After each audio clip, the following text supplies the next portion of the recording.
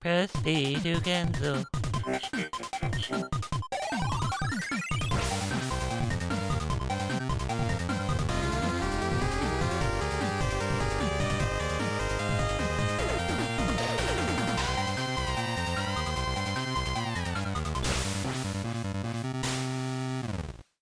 Because, as normally, I had stellar researching done for this episode. I had a list of 10 names. Toilet. 10. Okay, I had 2. I had 10. Like, some of them are a little on the sillier side. Some of them are, like, dead serious. So I wanted to be all over the board and ready for whatever we were doing. Well, I got Pac-Man and Mega Man. Ah, you fucker! No, fuck you, Mr. I got 10 choices. I got 2. I had Pac-Man on my list, too. Were you going to make the joke that he always flaps his mouth and never shuts up? No, I was going to say, he takes care of his family. He's got kids and everything in the family business. All right, we'll save that for next week. He's got the serious dad bod with as much as he eats. He's still only a circle. I was just going to say he's constantly flapping his mouth. But hey, at least he can take the time to clean up the house. And every so often, he chases the vermin out. Oh, yeah. But a bit of a drug problem, Popping pills from time to time. Yeah. Don't we all? What kind of drugs I got to be on so I can see ghosts? Are you recording? Of course. Okay, I say that my son, my 4-year-old son, actually he'll be 5 next month, but he's gotten really into Luigi's Mansion 3 for the Nintendo Switch. Or as he says, Ouija Mansion free for the Nintendo Switch. And of course, it's Nintendo, so nothing is free. He's 4, right? He right. Yeah. He goes around collecting or sucking ghostesses. He says ghostesses like I used to say breastesses. And I don't have the heart to correct him. Because nobody had the heart to correct me. Well, and they couldn't be any more different, because you can actually grope a breast. You can't touch ghosts. Can't touch these. Oh my God, MC Hammer, if you're listening, I have nothing to say to MC Hammer. I enjoyed Notable the listener, cartoon. press B. I enjoyed the Hammerman cartoon. Yeah, like he did good work. Well, hold on. You enjoyed that cartoon was trash. Well, the animation was terrible. The animation was terrible, but the concept was silly enough. Okay, well, if that's the premise for, enjoyable, a silly premise, then I completely misunderstood the point to everything MC Hammer did. I think I preferred Bill and Ted and Little Shop. But Little Shop was a little hard to take because I also liked the movie and the cartoon was not horror at all. Wait, hold on. There's a cartoon, Little Shop of Horrors? Yeah. Yeah. It's a feel-good romp. I think the cartoon was... I think they just called it Little Shop. Well, yeah, because you can't have something called Horrors on Saturday morning on Fox Kids. But they might have had horrors in the theme song. Now I think about it. I'm just watching the intro. This is terrifying, this cartoon. The plants are singing, but they're all alive? Did you guys know Ghostbusters was a comedy? I had heard. Yeah, well, comedy. I watched the cartoon as a kid, and I had seen Ghostbusters 2 and did not realize it was a comedy because I was just so freaked out by Vigo the Carpathian. I didn't realize it was a comedy until I rewatched it as an adult and almost died laughing. For me, the cartoon of Ghostbusters, the one episode with the Sandman who would go through the doors in this weird dimension and come out and haunt kids when they slept. That's one of like the 3 things that gave me nightmares as a child. The Ghostbusters cartoon of Sandman. That thing was creepy. Ghostbusters cartoon of Sandman? Yeah, there's a Sandman episode. I think he's called a Sandman, but it's definitely like he would come out through the closets of kids' rooms, I think it was. And that was the episode. Something about that just freaked me out. I never had a closet as a child. We don't have those up in Canada. We just have one giant igloo, which we split with the family. But had a closet, that was my fear. I wish if they were going to make a cartoon for kids out of Little Shop, I wish they would have done one for M. Night Shyamalan's Signs. I would watch the hell out of that. Okay. Well, I know we're not having a discussion about movies, but I came away from watching Signs thinking that was one of the most memorable experiences in a theater or a cinema, if you are familiar with the metric system, that I've ever had. And I never bought the movie. I just think about it constantly. The reason I tell you this is because what you were saying about your big fear. I can leave any room in my basement, and immediately I think about the aliens from Signs, and I have to run up the stairs because I just know for a fact they're right behind me. And if they would have made that into a Saturday morning cartoon, I'd watch it. Knowing M. Night Shyamalan, they would have brought in characters from other M. Night Shyamalan movies, and I would have loved that even more. See, if they did that, other 80s cartoons used to have the disclaimer sometime in the episode, winners don't do drugs, whatever. Winners cautiously walk upstairs. That would be in the cartoon. Stair awareness in the cartoons. It's very important. That's how it happens, dude. Yeah. Going back to the Ghostbusters creeping you out, I think the one that always got me was the one where Egon became a ghost. Oh, from the cartoon? Yeah. Yeah. Which, there's a new Ghostbusters movie coming out either this year or next. And of course, the actor, the brilliant actor-director who played Egon Spengler in the live action, has passed away. Yeah, Harold Ramis. Harold Ramis, yeah.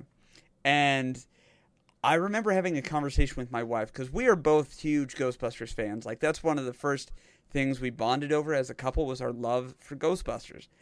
And I remember thinking, would it be awesome or disrespectful if they brought Egon back as a cameoed ghost?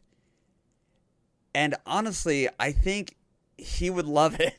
Now, I don't know Harold Ramis personally, but I imagine, knowing his type of humor, that he would be okay with being somewhere in there, either as an Easter egg or a cameo, or even just like a tender little moment. I think, I don't know. I can't speak for him, but I like to think that he would be okay with showing up in the new Ghostbusters. I can kind of see that that's part of the premise of the movie. Yeah. Based on, interviews I've seen with the guy and stuff like that, he always played deadpan, but his mentality wasn't as such. Mm-hmm. And oh yeah, look at his body of work. Yeah. Stripes specifically, if I remember. I loved Stripes. Yeah. Wasn't he in Second City? I think he was, wasn't he? I believe so. I couldn't tell you.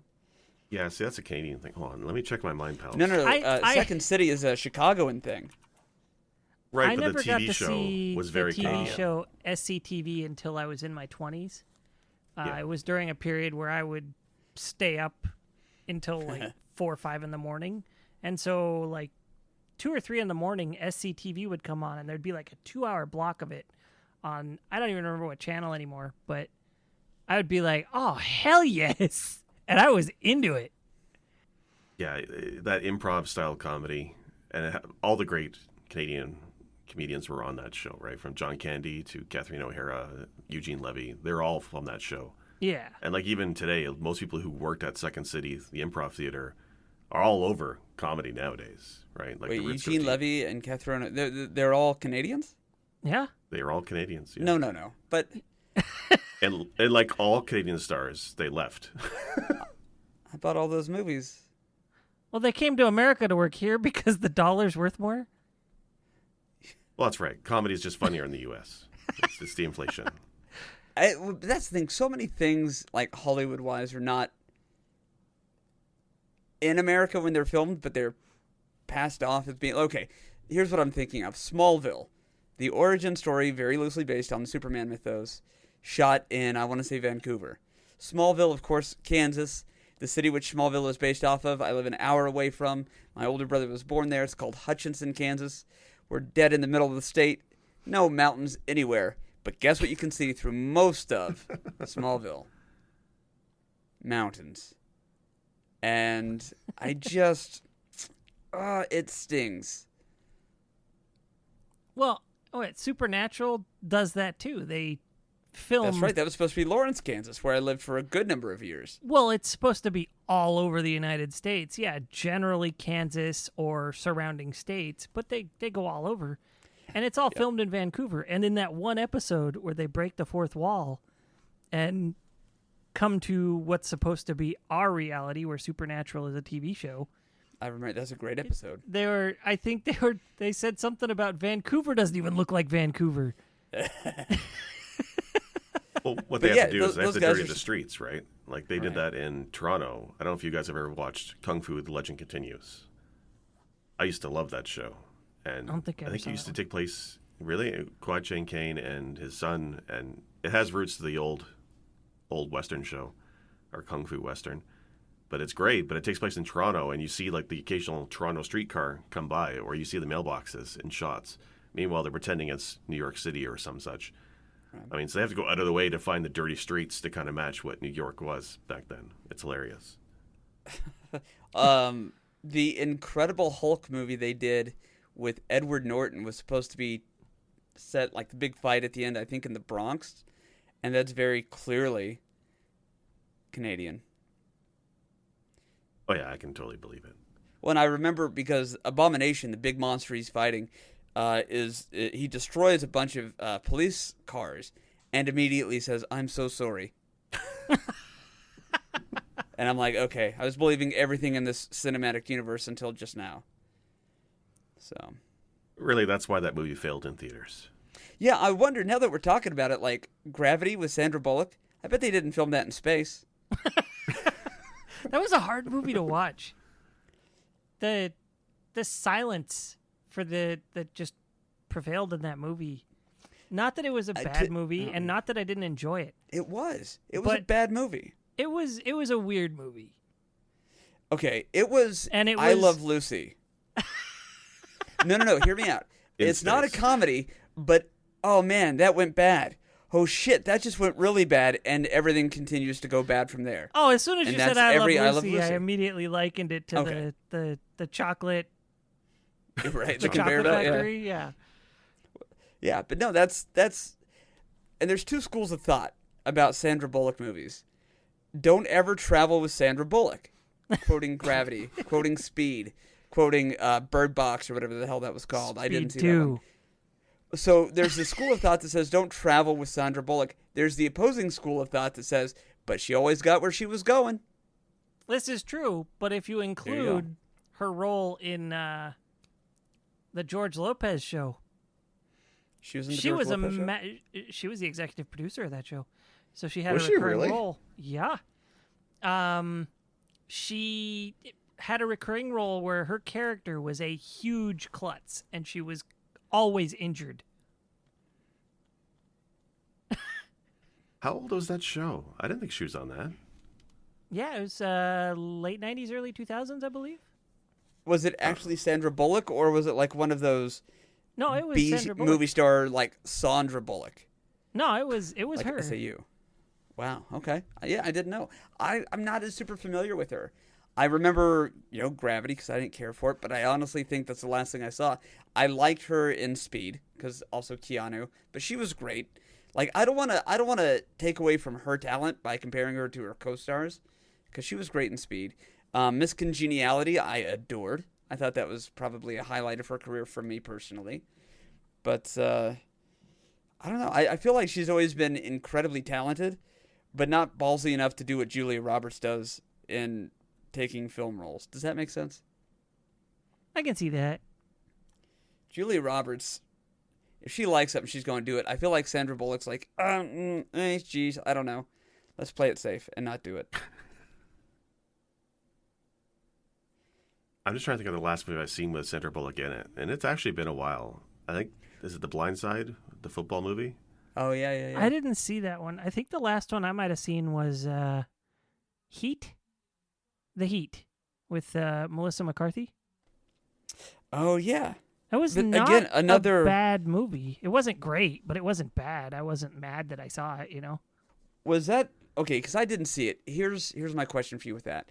I love Melissa McCarthy. Was it just a bunch of fat jokes? No, but it was. It was basically a buddy cop movie. It was every buddy cop movie ever made. It was, there you go. There's the straight-laced one who's really uptight and does everything by the book, and then there's the slovenly one who's crazy and willing to do whatever it takes, and they sort of meet in the middle sometimes, but neither of them enjoys it, Yeah, so it's Turner and Hooch, but with people. Yeah, it's... Well, you can't call Melissa McCarthy Hooch, or are you calling Sandra Bullock? Look, I think the fact that you assume that's who I meant says more about you than it does about me. That's fair. Well, no. That's When fair. you talk about Turner and Hooch, which one was more charming, though, Tom or Hooch?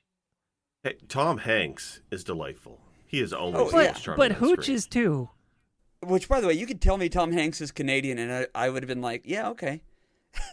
I'm bummed that he's not American, but I could see that. I think he is, he's a delight. And Tom Hanks, anybody we've mentioned today, Vigo the Carpathian, if you're listening, big fans. Here's my issue with Melissa McCarthy, because she is hilarious, like truly hilarious, but her funniest stuff has nothing to do with obesity or being overweight. And that show that she was on, Mike and Molly, I couldn't stand it because all they did was talk about fat jokes and make fat jokes. And I'm like, come on, girl, you guys, in fact, the entire cast was better than the jokes that they wrote because it was a premise centered around, oh, we're fat. Let's make fun of that. And I get it can be funny, absolutely, but I don't know how many seasons there was of that show. 6 or 7? How the fuck did that go on for that long? Make 2 episodes about being fat, and that's it. Like, move on. Come up with better stuff. Because it's out there, and she's genius. It wasn't she even could've done just better. that. Like, it was Mike and Molly got all the fat jokes. The sister got all the sex jokes, the slut jokes. The mom got all the alcoholic jokes. And it was, like, repeated every episode. There was always at least one of those for everybody. And I was like, this is a bit of a crutch at this point. There was decent content in that show, but then they always relied on those crutches. And I don't understand why they did that. But that's sitcoms. Yeah, well, Right. but not all sitcoms. Like, I get your premise, Roseanne was kind of that way where a lot of the characters were just who they were. But then you have some shows that have well-defined character boundaries, but it's like Wolf was saying, not a crutch. There were still interesting ideas and character growth. I imagine because of Melissa McCarthy, they wrote more highbrow stuff or more intellectual stuff, took it to like a studio, and they're like, I like the fat people jokes and the slut jokes. Just do more of that. And throw in farts if you can. The fart track, of course. Of course. But I just... Less laugh track, more fart track. In fact, if you play enough fart tracks over each other, it sounds like human laughter. It's kind of like the That's rubber how they chicken do it. principle. Yeah. Do you know the origin of the laugh track?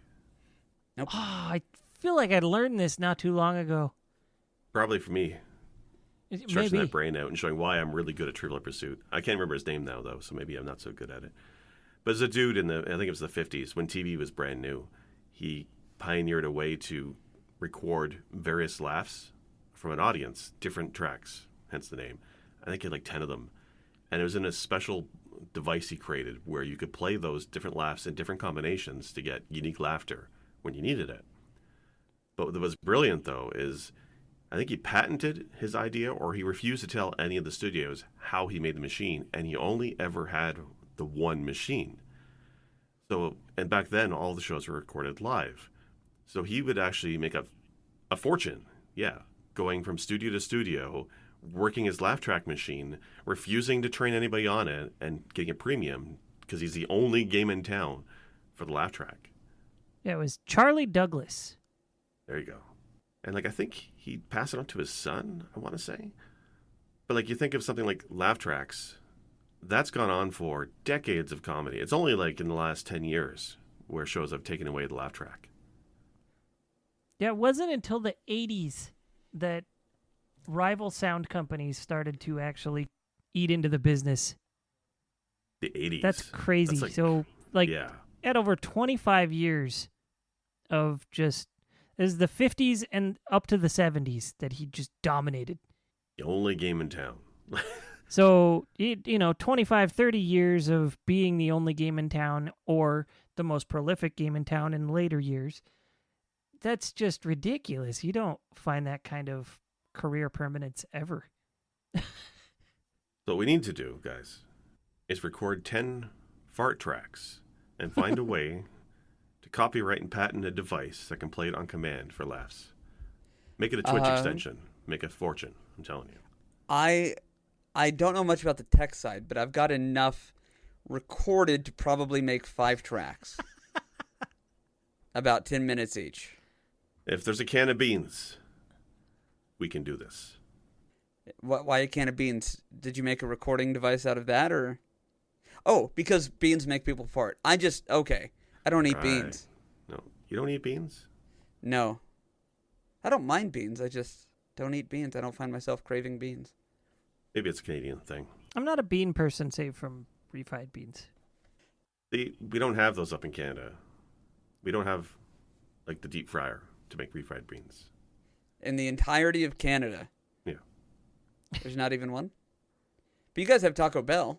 Yeah, we have Taco Bell, but it's all the Arctic tundra up here. We can't grow the crops to grow beans up here. And then to make a deep fryer, you need canola fields, and we can't grow that up here. Oh. Wait, you guys, you can't... You know how to make refried beans, right? Well, first you have to grow the beans. Well, you need... Hold on real quick. Is that Palsh? Yes. Have you been recording? Because I'm on minute 22. So Palsh is going to turn on record right now. Yeah, you need to, so we can edit you in. Because I think this episode is just going to be everybody TV and should movies, appreciate. I think the episode theme should be everybody should now listen to us ramble and appreciate how hard it is for us to stay on a single topic. Yeah. Us on tangents? No. But I mean, that's the thing. People don't, outside of like streams, and even then, it's just one of us, talking to the others in chat. Yeah. People don't ever see this side of us.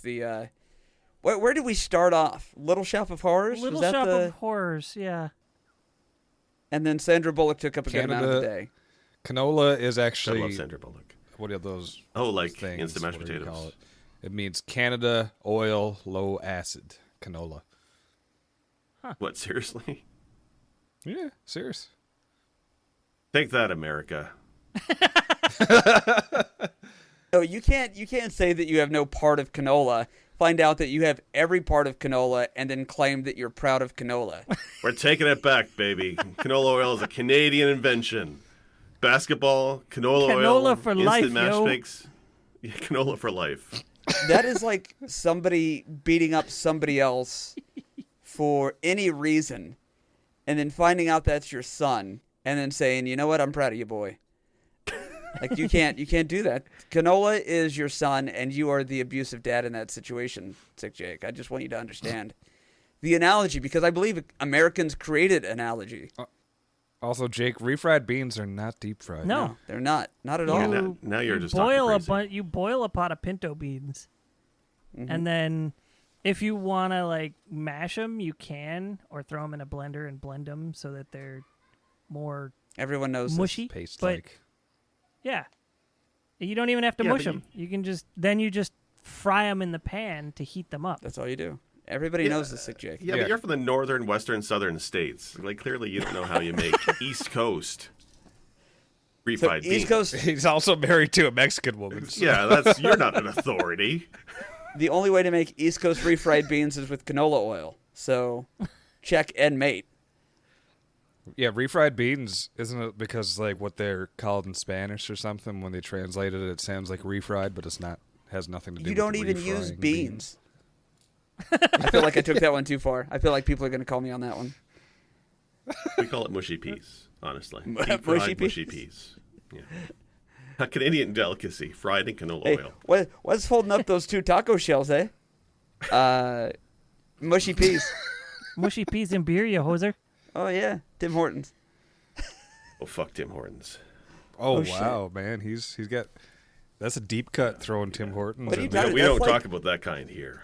Oh, I'm so sorry. I'm so sorry. Apparently, there's a couple of U.S. states that their favorite restaurant is Tim Hortons. There is not. Okay. I know they exist. They exist there, like in Ohio. We used to drive to Florida before the zombie apocalypse. And we used to enjoy stopping in Ohio. And no offense to anybody who lives there, but nobody ever says they enjoy stopping in Ohio on a drive. But there used to be a Tim Hortons there, and it was the Kenny, last if Tim you hear Hortons. this, I'm sorry. Yeah, I'm sorry to all the Ohio State football fans out there and the other great things that have come from Ohio. I don't need to name them all. You know what they are.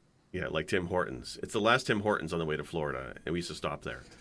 But Tim Hortons' quality is just tanked so hard, and they're not even owned by a Canadian anymore. It's all a joke. It's like our highways. Burger King owns them, actually. Dogs and cats living together. We're talking about trivia. I'm proud that I know trivia shit, so thank you. I'm glad my interwebs work now. We don't have internet in Canada. Or at least in my area, we don't. The Germans don't have the internet, or the what is it called, the information superhighway. I believe it's just called the information autobahn, which I think sounds cooler. And there's no speed limits either, so it's Right. great. Yeah. You can just download No- things as fast Yeah. as your computer No can. throttling. To all of our German friends out there, Donka. Yeah, and me and Jake, no, we're not. We don't have the internet in Canada. We're just yelling really loudly so you guys can hear us from your Oh, yeah, ears. hey. Oh, let me Do go you guys to my have window. Chipotle in Canada? Chipotle? No, we don't have that. We don't have that up here now. Oh man, I would love to order or to go up and open a Chipotle Canada. That's what it would be called, Chipotle Canada. Kind of like CSI Miami or any of that. People just walk in. Yeah. Hey, can I get one of those burritos, please? Oh yeah, sure. What kind of mushy peas you want? Okay. Hey, yeah. You guys have any of that red hot sauce? Oh yeah, ketchup. Oh, yeah. Oh, yeah. Oh yeah. No, at least in my area in Ontario, Mexican restaurants almost don't exist. The only one we got really is Taco Bell. They don't qualify. That's not a Mexican But restaurant. that's what we got. I will say that I am kind of surprised at the lack of quality in Mexican restaurants in the Pacific Northwest, given the Latin, like just the sheer amount of Latin community up here. But that's because apparently the wife spoke with one of the better restaurants in the area, and the owner was like, yeah, we do what we can, but we don't have all the right ingredients up here. So we just get as close as we can with what we've got. And so then we were like, okay, now it makes sense, but that's a bummer. Yeah, I'm sure you can't grow a lot of the stuff in the Pacific Northwest that you would in Mexico. I mean, a lot of the produce we get up here anyway, you look at the packaging and it says it's from California. Yeah. I don't know. That's why I got to use mushy I'm in peas. friggin' Labrador, dude. That's the way to go. And then you deep fry them. Mushy GPs? Mushy GPs. There you go. Nice. I'm not that mushy. I'm just really sentimental. Look, all I'm saying is GP in 30 days can change his channel from the therapy couch to his true name, the therapy GPs. I don't understand that joke. No, it's okay. Retro I'm just excited to go back to the retro therapy whenever the hell they're going to let me do that. one day. Me too. Because every time I type in the browser, twitch.tv, and it pulls up the retro therapy and it doesn't resolve, I get so sad. I'm so sad also. I can't spell couch. What were you thinking? Is there a U in that? Yeah, there is. And I believe one of those superfluous GHs and an E at the end. Cooch? Couch. Cooch. Couch. Is it- No, that was yeah, potato. it's like the proper spelling of potato. Potato. So, Palsh, where do you fall on the Sandra Bullock discussion? Bring it back. I totally understand the do not travel with her thing that I heard. I'm not doing that, no. Unless she's traveling as Miss Congeniality. Then you follow her to the pits of hell, yeah. Yeah, exactly. Well, it's that logical fallacy of like the airplane from the war that comes back and the hull got shot up a whole lot, but it survived. So they're like, we need to reinforce the hull, when really logically you need to say, no, you don't, because it took a pounding and made it home safely. So it's the same thing with Sandra Bullock. Don't travel with her. All the bad stuff happens. Well, that's true, but she always makes it to where she's going. Yeah, but who else does? yeah, There's she the doesn't question. make it. She always makes it So alone. really Yeah. what you should say is don't She travel with makes George Clooney. Yeah. That said, George Clooney, if you're watching, the Ocean's movies changed my life. I've forgiven you for Batman, and your work on South Park is unparalleled. He actually legitimately apologized for the He Batman did, and he legitimately played the voice of that gay barking dog The dog. on South Yeah. Park, which is not brilliant. know They that. credited it as George Clooney, as whatever the dog's name is, the gay barking dog. And turns out, actually, George Clooney just did a track of barks, and they used it, and I loved it. Wow. I know, I love George Clooney. I haven't tried the coffee product that he's trying to sell me yet, but I believe it's good. Before we get off topic too much again. First off, what is the topic? Don't you dare say we're off topic before I know what the topic is. I'm going to say right now, since, like, we're going to break the fourth wall a little bit here and let the audience know we didn't have a topic in mind for tonight because Palsh didn't have internet. We had a topic that we ended up throwing out the window. So we just started talking and recording. So I'm pretty sure this is just the off-topic episode. Yeah, which we should probably do a few of these a year because this is really fun. I agree. Also, Sandra Bullock. Which, by the way, I hope she feels honored to be a part of this episode. Yeah. I just wanted to bring it up because we were talking about Sandra Bullock, and my oldest brother, I used to idolize him as a kid because he was the one with the girlfriend, and I never had the girlfriend. I was too young to have a girlfriend and stuff like that. And he always had the video games and movies and CDs and stuff. So I was like, this is my hero. He was just in love with Sandra Bullock, so he had a couple posters, on his restroom wall in college and stuff.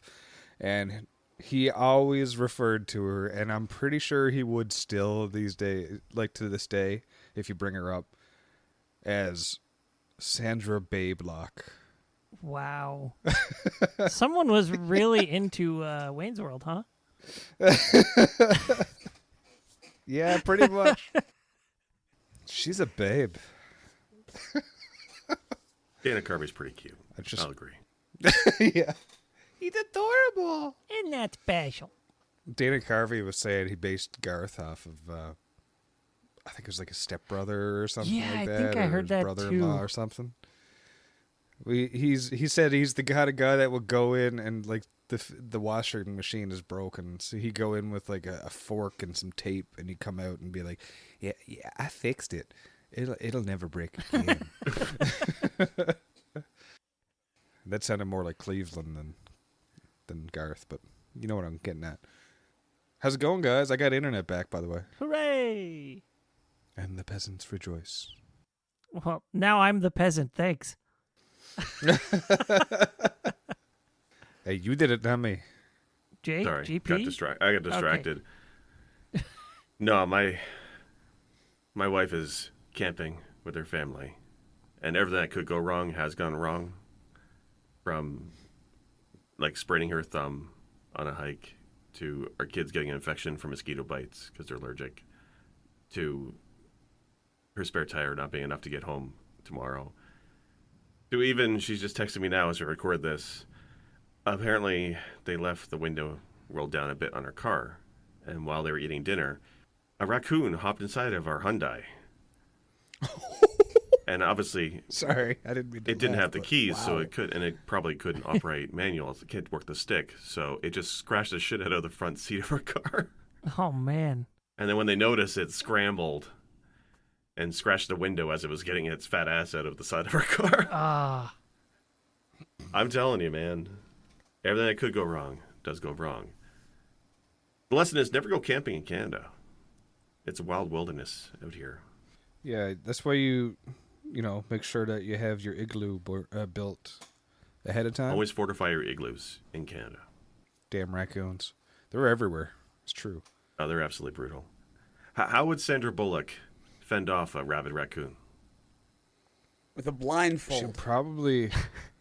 Yeah, a blindfold and probably a vehicle that can't slow down.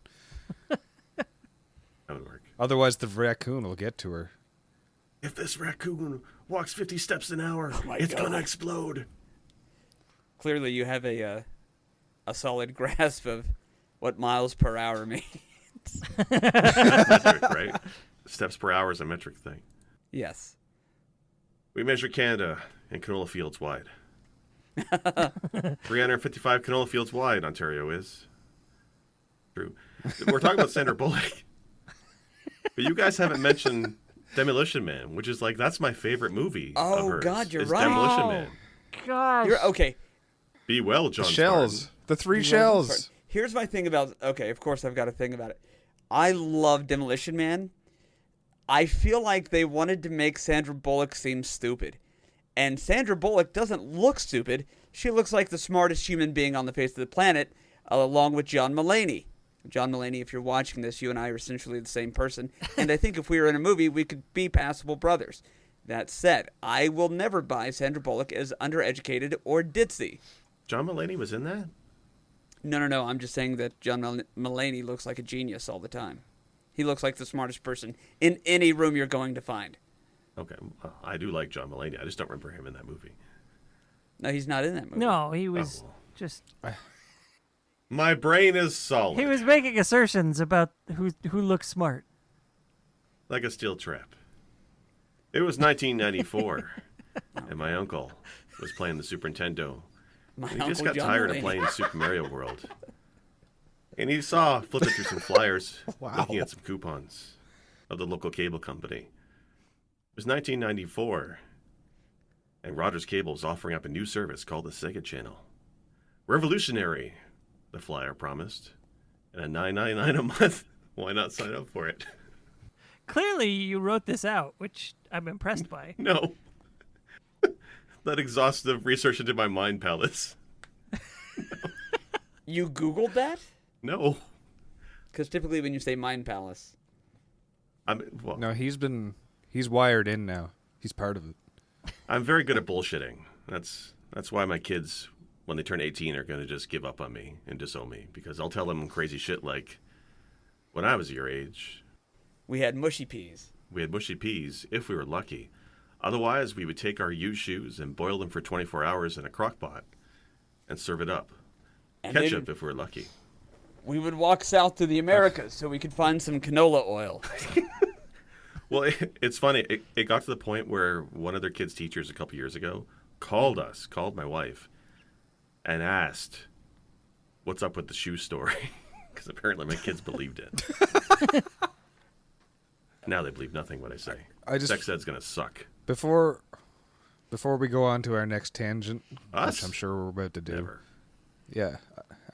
Can we title this one Sandra Let Bullock? me stop you right there about tangents, okay? I'm kidding. Yeah, we could Okay. totally name it Sandra Bullock. Good with Tangents. I mean, we don't go on tangents. Or Sandra Bablock. We're laser focused on every topic we do. This is what happens when we don't have prepared notes. Is that what they're called? Well, I mean, like, we did an episode last night, right? Me and Wolf.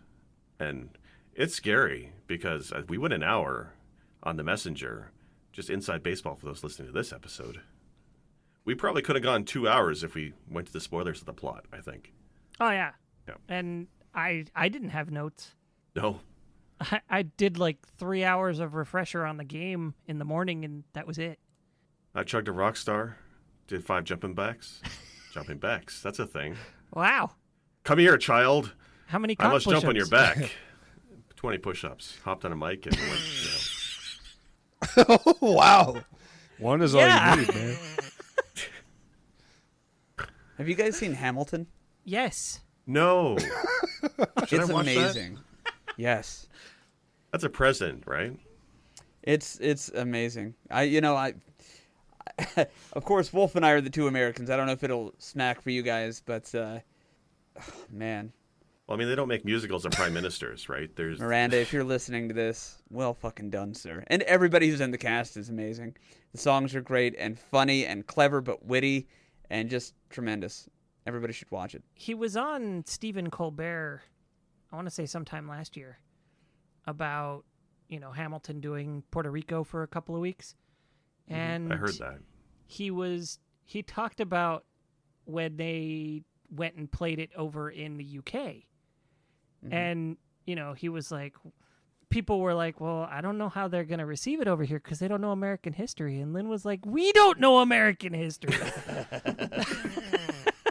I mean, I know a little bit better now, I think, but it's mostly in song form. Well, I love Lin-Manuel Miranda. Like, he also did the work on Moana, which is one of my favorite Disney movies, and that's all his writing. That's the thing. Yeah, a lot of the. I thought it was Mona. Oh my god. Shit. No, it's not A Mona. lot of the. Mona. No, Palsh, you watched Mona. That we're talking about a kids show, not what you watched. You watched something much okay, gotcha. different, and much more interesting. But no, a lot of the actors and actresses from the Disney Plus version of Hamilton are from other things that you might have seen, especially with Disney. I think the guy who plays King George, who is hilarious, was from Frozen. Yeah, he was Kristoff, I want to say. Yeah, I think that's right. And he nailed King George in that. Yeah, for being on screen for like 4 minutes, he stole the show. He was just hilarious. So he's McLovin is what you're telling me. Yeah, Okay. there are subreddits just about his spit from singing, and well, you have to see it. But it's a worthwhile 2.5 hours. We watched it. It was the first thing that we had seen in our new theater setup. That wasn't something we had already seen. It was the first brand new show that we had seen. And man, I tell you what, it was great. It was fantastic. And I've always loved American musical theater. I shouldn't say that. I've just loved musical theater. Sure, hate jazz, love theater. I see where you lie. But no, there's something about theater that will steal my breath. And there were a number of times watching Hamilton where I caught myself choked up, not necessarily emotionally, although there's plenty of emotion in Hamilton, but just I couldn't breathe because of how amazing the song was, or the performance, or just how concisely perfect things were stated. It was tremendous. I'm gonna watch it again. You couldn't breathe because of watching Hamilton? I thought it was because you have cystic fibrosis. You lied to me. I think you killed him.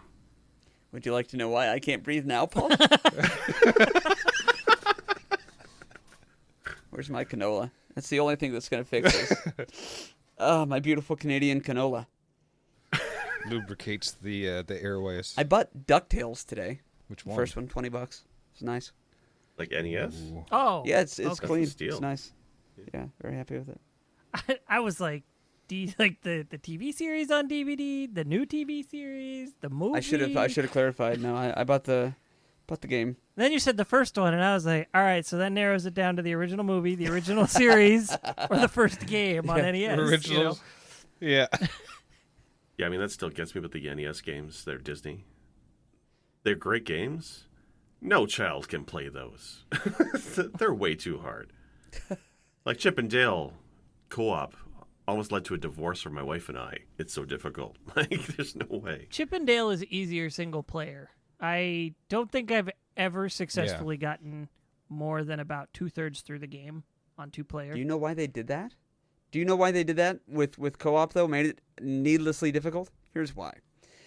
Chip and Dale, obviously named after Chip and Dale's dancers, the strippers, right? Of course. Which is easier? Which is better for a marriage? Going to Chip and Dale's on your own, where you can just live and sit in your shame? Or going as a couple? You don't do Chip and Dale's anything as a couple. It's not a good idea. Speaking of not doing things as a couple, here's something interesting. The wife and I went out to our sushi place last night. They're doing the social distancing thing, so, every other table is not being used and so forth. And the every other table that was next to us had one of the tenants in the property she works at, right? Mm-hmm. And he's got 5 kids. He was there all by himself, just enjoying a meal. Ooh, yeah. And my wife was like, "That's really weird." And I was like, maybe it's his weekly me time. Right. 5 kids. I imagine to keep the relationship alive and to make sure that every single family member makes it to the end of the day. Sometimes one of the parents needs some me time. Well, I'm telling you, as a married man of 10 years with 2 kids, there's a reason my office has a lock on the door and we do a podcast every week. Is that all I am to you, Jake? Is time away from the wife and kids? You're just my little plaything. No, you're his cash cow. I owe him some money. I am so sorry for under delivering on literally all of that. But okay, next time we do one of these non-video game podcasts, I'm gonna have a list of which is worse, and we can discuss those. Here's what made me think of that: which is worse, going to a sit-down restaurant and eating by yourself, or going to a movie and sitting there by yourself? Oh, that's easy. Both have stigmas. I think either is perfectly okay. I've done plenty of both. But apparently people would judge you if you're alone at either of those two places. Which one's worse? Go. Well, okay, Restaurant. if I can say something. So I used to go to movies on my own because I was a nerd in high school. And I remember the first time I went to see Lord of the Rings, I went by myself. Second row, because I was that kind of fan. But the row in front of me had 6 friends. And as they're watching the movie, they would not shut up. And one of them, no lie, unfurls a giant map of Middle Earth. And we're pointing out all the factual differences that were in the movie.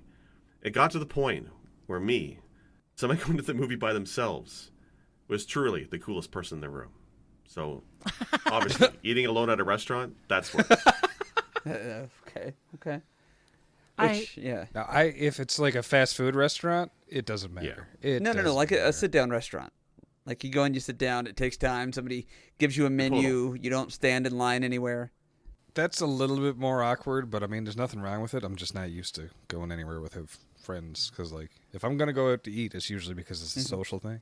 So, but like, yeah, if someone goes to a movie by themselves, I'm like, screw it. That's no different to me than going and watching something on Netflix by yourself, which is stupid logic. Well, yeah, now that I like think do about you it, ever but- just eat at home, like you make some spaghetti and go and sit down by yourself and eat it? Like, I don't know. I've never got the whole stigma daily. about any of it. I just, and maybe it's because I'm a little too dense, or maybe it's because I'm so egocentric that my ego accompanies me, and I still think that I am in good company. You know what I mean? So I don't know. Werewolf, what do you think? Which is worse? So I have done both of these things once each in my lifetime. Only once? Yes, and I remember both of the times pretty clearly. The eating alone at a restaurant was on my way driving to Florida from California, and there was a tropical storm, and it was not letting up. So finally I decided, all right, I'm hungry. I'm going to give myself a break from driving in the rain. Pulled over at a Waffle House and ate. The experience was fine. The food was decent. Nothing to write home about, but I didn't have a bad time. It was fine. Okay. Now, the movie theater experience was I wanted to see The Weatherman with Nicolas Cage. Didn't think anybody else course. I know wanted to see it. God. So I went and saw it by myself. Also a fine experience. Didn't bother me any, except here's the kicker. It's the one and only time I've ever gone to a movie where other patrons at the theater decided I needed to be spoken to. Like And a it was- sympathy it- thing? Okay. Like, you looked lonely? I have no idea. Like, I don't think I was sad. I don't think I looked sad. I was just there to see a movie. And other people decided to have conversation with me. And I was like, I didn't want to be mean because they weren't just, they were being nice enough about it. They weren't trying to talk over the movie or being obnoxious or anything like that. I feel like they felt like I needed to be included. God. So, I don't know. Apparently, there's an air about me to that extent for some reason, because when I started a new high school in Vegas as a teenager, the school nurse for my initial registering at the school, the one thing she told me was join a club. So, I guess I just look lonely. I don't know. Okay, I want to ask you right now. I need to ask you now. Were you wearing that hat? What hat? I rest my case, Your Honor. I would have told that school nurse the same thing I would have told that couple in the movie theater. You need to shut the fuck up. I'm just saying, going to a theater by yourself is good enough for Paul Rubens. Good Oh, enough for me. God. Oh, Do you think he has that problem when he went to the movies? People thinking he needed to be talked to? He does now. No, yeah. He gets arrested now. It's like, no, I came here with my left. Oh, but no. that's a guy who kind of made a comeback from his Well, stigma. You look at celebrity scandals now versus, was it 20 years now? The Vatican's going to make him the next patron saint of masturbation. That's how less of an issue it is these days. And I would love to lose that title so he can have it. The thing is, if you were to say, oh my God, did you hear about the Paul Rubens sex scandal? Who was he having sex with? Himself. Oh yeah, no one cares. No one cares. My pearls. No one cares. So I was raised by my stepfather, who was a dirty comedian. Like my biological father was not super in the picture. My mom obviously was. My stepfather was a dirty comedian. So, when the news of this came out, he didn't think any less of Paul Rubens, but he thought it was hilarious that's what he got in trouble for, of all things. Right. Oh wow. That's a big oof right there. Okay, so Paul Rubens, if you're listening, thank you for your work under the name Paul Mall in Flight of the Navigator. It defined my childhood, so thank you for that. But was he in that? Yeah, I was just going to say thank you for Buffy the Vampire Slayer. He was the voice of Max. Kill him a lot. Really? Yeah. Oh, damn, I didn't know that. I just know he was in Mystery Men and Pee Wee Herman. I still watch Pee Wee Herman to this day. I love that There's show. a point where he goes kind of wild, and he actually does the whole, ha! Yeah. Amidst all the compliance. We actually watched that not too long ago on Disney Plus, and while we were watching it, I love that show. he started doing that voice, and she was like, wow. My wife, she's like, that's really annoying. I was like, that's Pee Wee Herman doing the voice. She's like, oh, well, it's still annoying, but... Well, see, I've been exposing my kids to 80s movies, and my wife, too, because she's 5 years younger than me, and she hasn't seen any of this crap. So I've been making them watch, like, The Wizard do the same. and Mob Squad and all this stuff. And, Legend. And they walked out on Masters of the Universe. They hate me so much. But yeah, the Flight of the Navigator is a good one. I got to make them watch that one. Yeah, it's on Disney Plus. It's a short movie. Like, growing up, I would have thought that movie was 2.5 hours long, and most of the time they're in the spaceship, and it's like this, really great relationship that lasted forever. But to go back and watch it, because, things are different when you're an adult than, when you're a kid. If you go back and watch those things, he's in the spaceship for like 20 minutes. Yeah. Max is crazy for like 10, and then it's over. But it still emotionally fucks you up anyways. Also, Sarah Jessica Parker was in it. This is true. Yeah. And people got mad at her. Sorry, tangents. People got mad at Sarah Jessica Parker because Flight of the Navigator has like this fan base, right? Like it's a cult thing from everybody's childhood. So they interviewed her and they're like, what did you love about the script? What made you sign on for it? And she was like, I was a young actress and needed a paycheck. That's it. Yeah. I don't really remember much of it. And everybody was like, well, how fucking dare you? Which I side with Sarah Jessica Parker. It's not like she had it wasn't the most iconic role. It wasn't the most pivotal role in the movie by any means. She was a character in the movie. She was supporting cast and only tangentially related to the main story.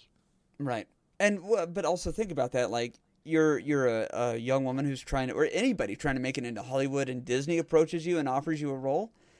If I were in that, so yeah, what are you gonna say? What did I love? Why did I need to make janitor number 2 come alive from this script? No, it was a paycheck. I'm trying to get a name, of course. Which, by the way, if anybody out there needs a second janitor in a show, let me know. I can do that. Isn't that what the new Batman from Twilight movies did? He was just like, it's a paycheck. I don't know. That's it. And he's just like, I got a paycheck. I don't know. Because from what I understand, that's what he was like. He's just like, I'm still upset, very upset about Twilight. Yeah. Can we talk about that for a second? I've never seen it. We can talk about it, but I have no action. Yeah, I have no experience, but I'll make fun of it all. Like Mr. Sparkly Vampire. He's an okay, but Bruce Wayne, really? Him? What gets me is the idea for that movie, what it should have been, is there's a great cartoon called Batman fucking Beyond. And he would be great as Terry McGinnis, as the new Batman, and then you have a better actor as Bruce Wayne. He's a very talented actor. Absolutely. He's too old for Terry, though, is the thing, because Terry's a kid. Yeah. They could move it around a bit. Yeah, they could do that, and getting Michael Keaton to be Batman again. Oh, that'd be Bruce so Wayne good. again. There you I go. love Michael Keaton. We'll have to have a completely different discussion about the DC stuff that's happening. If I had known this is where this was going to end up, I would have brought up DC at the beginning of the show. So I got 3 hours I could fill just about the Snyder Cut. I saw an article today that said that they're doing a Gotham PD Yes. show for HBO or Showtime It's gonna be a to spin-off go of the new to movie run with- aside with the Batman, the Pattinson Batman film. And that's great because of who they cast for not Alfred, sorry, who they cast for Commissioner Gordon. Commissioner Gordon. Yeah, all I could think of was Gary Oldman. He is good. He's fantastic. Forgive me, I can't think of the actor's name, but I know him from Westworld and a few things prior to that, and he's genius, and he's going to do great. I had the idea years and years, probably about 10 years ago, for basically CSI Gotham, and I had wished that is what Gotham would have been. You know, you basically just have these great characters in the Gotham PD, and then Batman from time to time will show up, or they're, you know, doing cases that Batman's also in on. Whatever, but yeah. I didn't hear that, but that would be cool. Jeffrey Wright is going to be Gordon in the Batman? Yeah. Cool. Yeah, Who's Jeffrey that? Wright, thank you. He's brilliant. He's a great actor. Did you see Casino Royale? Yes, he was the American. Bond Yeah. movie? I want to say, Oh, interesting. yeah, he was the crazy one in Hunger Games, right? Yeah. I Yeah, didn't he's see a good this, actor. so I don't know. I like him. Yeah. So, I did like him in Westworld also. yeah, he was wonderful. To hold your own next to Anthony Hopkins, which he very much did, I think speaks volumes of him. Because I mean, I love Anthony Hopkins very much. Anthony Hopkins, if you're listening to this. All big fans of the podcast at Press B. I loved you in Magic, Anthony Hopkins. There you go. Everything. Elephant Man was great. Wait, what? Was that a laugh, or were you doing the sound of the Elephant Man? Notable comedy, The Elephant Man. And of course, silence. What that's Silence too of the far? Lambs. Really? Everything we discussed for the last 55 minutes, the Elephant Man joke is too far. Yes, how dare you? Too close to home. He's mad at you for not knowing your Canadian heritage with canola. Yeah, I'm amazed at this steep fact. Like you don't understand. I'm good at Trivia Pursuit. We should do a community games day, so I can fuck you all up with Trivial Pursuit. Because I got issues to get out of my system. Yeah, as long as we don't hear. Let me. Oh, I know that. Right. That's not my mind palace of trivia. We'd have to do it at least on camera for each other so that we know we're not cheating. Incredible flex. Say all you want about me not knowing anything about canola, but I can't wait for us all to play Trivial Pursuit so I can kick your fucking ass. Oh shit. Well, that's good. That's going to access Jake's thug side. Is Trivial Pursuit. I love it. I think this is the audiogram right here. I mean, I'm down to do a Trivial Pursuit thing. A 90% Sandra Bullock episode, and we're going to talk Trivial Pursuit for the audiogram. Like I'm Fucking telling right. you, I was so hyped when IQ first came out, that on that mobile game we could play trivia for money. Like I'm amazing at trivia. I'm so good at useless knowledge that doesn't mean no good. Like I could have been a geography major. But Do you no. watch Jeopardy? Well, I mean, I haven't had cable in 10 years because I'm that. Did you I'm that used guy. to watch Jeopardy? I totally used to. I Okay. used to watch with my dad and my mom once in a while, and I would just like, yeah, Tom Hanks. He's delightful. Sandra Bullock, of course. When Palsh 109 had told me he found an app that pays him for watching porn. And I was like, what? Also, by the way, Palsh, thank What? you for bankrolling this entire show and for buying my new house. I appreciate you. dude, that's. I mean, you're welcome, but you could have reminded me about that app because I've been doing it for free now, and now I'm broke. Paul Rubens presents Pouring Q on iOS and Android. Did you hear today? I was playing earlier today. There's a Tetris game now, like HQ, where you can play and you can win money. I did What? not know. Yeah, but the only problem with I love Tetris. I'm always messing around Tetris, but it's only touch controls. My first thought was, well, how can I cheese this with the controller? Because I hate touch controls, but they don't support it. But yeah, it's hilarious. It just started up this week, and it's like not a lot of money, but Right, of if you course. can survive long enough in your tier, you get like $5 or something. If you're Grandmaster, you can get up to 5,000 or something ridiculous, or no, $500. Wow. But it's cool as shit. I love that stuff. Like I was just saying the other day, there hasn't been a mobile game I've been excited for, I think, years. Like, I haven't played a game on my phone in so long. And then I say that, and then Tetris drops. And I'm like, this is amazing. I get it. lasts. Tetris drops. That's brilliant. Aha! That's that quick wit I'm known for here in Canada. I started staying away from mobile games just because, one, it would just kill the the battery on my phone. Fuck, I can't talk. It would just kill the battery on my phone, so I was always having to be charging my phone. And, I found myself just wasting so much time with a game that was designed to waste time that and sink money, which I stayed away from. I was like, I can't. I had to stop. And I don't think I've touched a mobile game since. I've tried a couple, but none of them ever work for me. I'm just like, it's not fun. I've got a bad habit of like killing time without realizing it. So when I can cut it out of my life, I will. But the only time I've ever been successful is with my phone. I'm like, that's the cutoff. I won't have games. When I first got like my smartphone, I dabbled in it a little bit, and then I was like, okay, no, I don't really care for this. So this is the only time where I'm always like, nope. That's like the hard line is never have a game on my phone. See, like I'm a big critic of games that don't respect the player's time, which is why I'd like to announce to our listening audience that I am a Warframe partner starting next month, and you should all get that game. It's free to play. Congrats. That's wonderful. Very exciting. Yeah. Seriously? No. I was going to say. Shit. Well, never mind then. I man. love was about to- Warframe. That's a grind fest. That respects nobody's time. Still a great game, though. That's like the first time I've heard you say that saying, though, that you hate games that don't respect the player's time. But I stand by it, I've seen though. you play a says lot that of all the games. Yeah. I'm a hypocrite. Yeah. But that's not new. Exactly. Okay, perfect. As long as you admit it, Yeah, then no, I'm good with it. But Same okay, here. so this is why I can't play role-playing games anymore. I've tried. Like watching GP go through Final Fantasy 1 and 2. I want to go back and play those games, but I'm not, even with the fast forward on emulators, I'm not going to do that. I can't do that much fighting and combat. Like, who has time for that? I can't do that. What, am I going to stream on Twitch? They offer cheat codes. Cheat codes? Okay, well, hold on, Game though. Genie. You can't be like...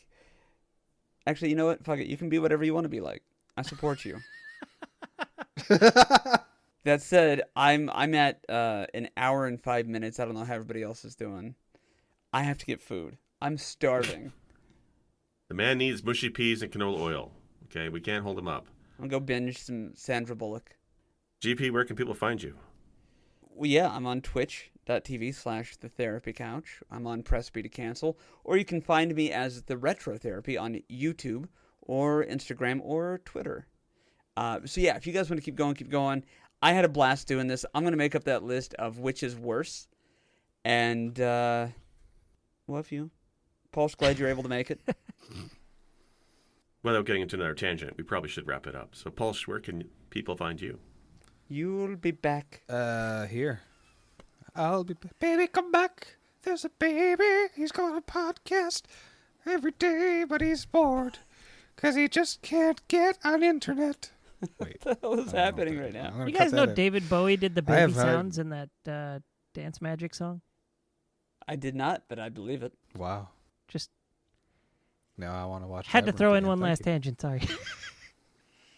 We'll have a David Bowie episode. Don't worry about it. We should, Ooh. actually. I could talk to David Bowie. I love David Bowie. He's delightful. you. We'll tell you nothing to do with David Bowie. I'll even do David Bowie makeup if we can film it.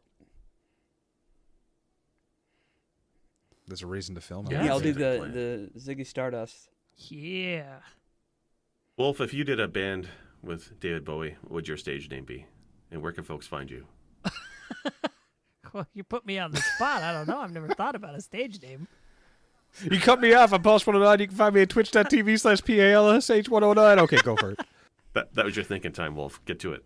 Well, if it, no stage name. But you can find me pretty much just here in Twitter for now. Eventually, I will be back to streaming. We'll see how this whole pandemic affects schooling to determine when I get to start. But that's that. Werewolf's going back to school, bitches. Little known fact, the Canadian Constitution has a section that was added in 2010 or so that enables Tom Hanks to automatically gain the role of Prime Minister of Canada if he wishes. We have a constitution? I thought that was an American thing. At least until, once COVID wears off, it comes back. And I'm Sick Jake. You can find me on Twitch and Twitter at SICJAKE or on Zelda Done Whenever, because this episode will air in August, probably, and I will still be playing that goddamn Link Between Worlds. This has been Press B to cancel. Warframe. Thank you for listening. Sandra Bullock. Canola oil. Special thanks for music go to Arthur the Ancient, found on SoundCloud, or The Last Ancient on YouTube. For more episodes, please visit our website, pressbtocancel.com. As well, feel free to like or subscribe at Apple iTunes, Google Podcasts, or anywhere else you like to listen to your favorite shows. As always, thank you. This has been Press B to cancel.